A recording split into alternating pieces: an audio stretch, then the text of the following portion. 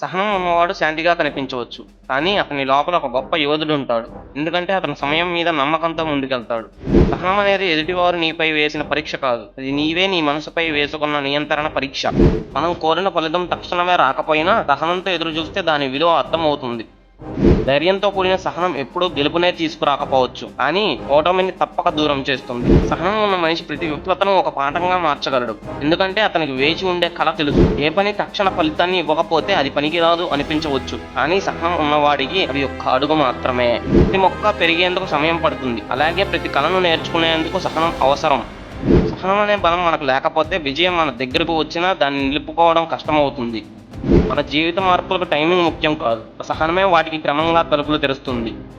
సహనం కలిగి ఉండే వ్యక్తి జీవితంలో ఎంతైనా ఎదుగుతాడు, ఎందుకంటే అతని తక్షణ ఫలితాలపై కాక దీర్ఘకాల లక్ష్యాలపై నమ్మకం ఉంటుంది.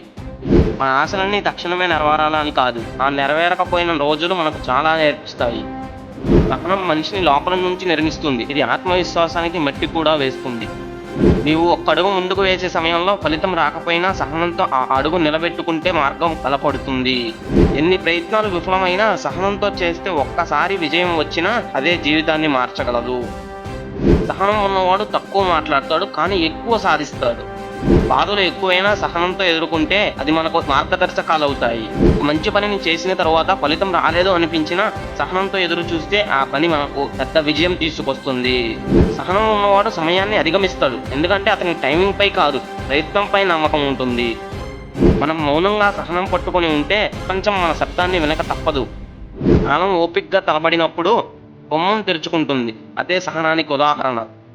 జీవితంలో కొన్ని గొప్ప విజయాలు వేచి ఉన్నప్పుడు మాత్రమే మన ముందుకు వస్తాయి, మన సహనం వాటిని మనకే పరిమితం చేస్తుంది. సత్కారానికి ముందు సహనం రావాలి, ఎందుకంటే అదే మనల్ని అభివృద్ధికి సిద్ధం చేస్తుంది. సహనం ఒక్క మనిషిని బలహీనంగా చూపించకూడదు, అది అతనిలో దాగిన బలాన్ని చూపిస్తుంది. ఓపిక అనేది ఆత్మ నియంత్రణ యొక్క రూపం, అది మనిషిని ఎన్ని సంక్షోభాలనైనా తట్టుకునేలా చేస్తుంది. ఎన్నిసార్లు ఓడినా తిరిగి ప్రయత్నించే తలింపు ఉంచే మనసుకు సహనం సహాయపడుతుంది. మనం ఎదుటి వారిని అర్థం చేసుకునే ప్రయత్నం చెయ్యకపోతే సహనం మనతో పాటు ఉండదు. సహనాన్ని అలవరుచుకున్నప్పుడు విజయం వచ్చేదాకా తన ప్రామాణికతను వదలడు. ఎంత నెమ్మదిగా కదిలినా ముందుకే వెళ్తున్నాం అనే నమ్మకాన్ని సహనం మనకు ఇస్తుంది. అసహనం మన ప్రయత్నాలను గందరగోళంగా మారుస్తుంది, కానీ సహనం వాటిని సాఫీగా తీసుకెళ్తుంది. సమయం దాటి వచ్చిన విజయం ఎంత తీపిగా ఉంటుంది, ఎందుకంటే దానికోసం మనం సహనంగా ఎదురు చూసాం. మనం ఎదుగుదల కోసం చూపే ఓపిక మన విజయం ఎంత నిలకడగా ఉంటుంది అన్నదానికి మూలం. సహనం ఉన్న మనిషి తన జీవితాన్ని తన కోరిన మార్గంలో మలుచుకోగలడు. సహనం అనేది మనలో ఆశను నిలబెట్టే ఓ శక్తివంతమైన ఆయుధం.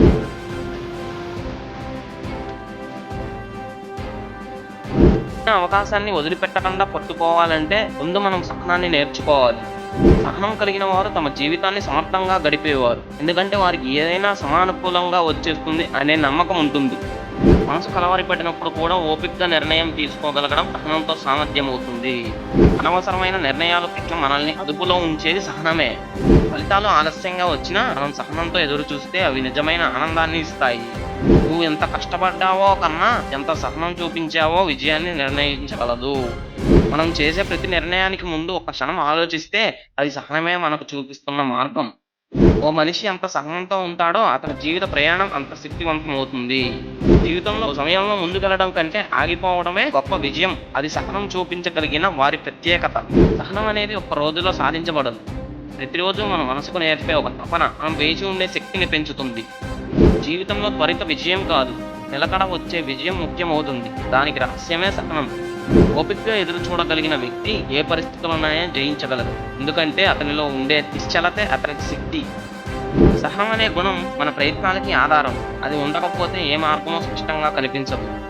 ఒక కొండను ఎక్కాలంటే ఒక అడుగుతో సాధ్యం కాదు, ప్రతి అడుగుకు సహనం అవసరం, అంతే జీవితం కూడా. నీ ప్రయత్నాలు ఎంత గొప్పవైనా ఫలితం రావడానికి సమయం పడుతుంది, అదే సమయాన్ని సమర్థంగా ఎదుర్కొనే బలం సహనమే. నిజమైన విజయం అనేది సహనం ఉన్న వారికే వస్తుంది, ఎందుకంటే వారు ఎదురు చూసే తాపత్రయాన్ని ఆత్మవిశ్వాసంగా మార్చగలుగుతారు. చివరికి మన ప్రయాణం ఎలా ఉండిందన్నది కాదు, దానిని మనం ఎంత సహనంగా కొనసాగించామన్నదే నిజమైన విజయం నిర్ణయిస్తుంది.